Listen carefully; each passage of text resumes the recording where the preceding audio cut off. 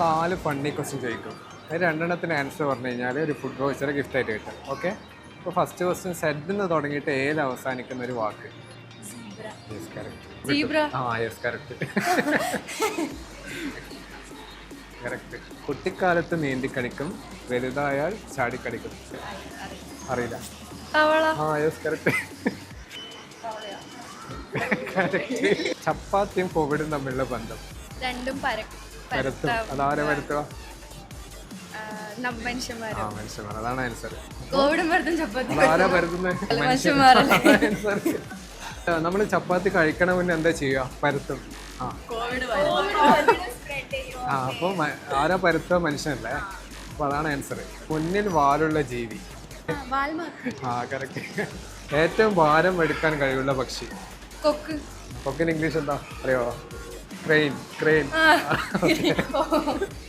ദോശ ഇങ്ങനെ ചുട്ടോണ്ടിരിക്കുന്ന അപ്പൊ പെട്ടെന്ന് ദോശ അങ്ങ് പറന്നുപോയി. അതെന്തുകൊണ്ടാ?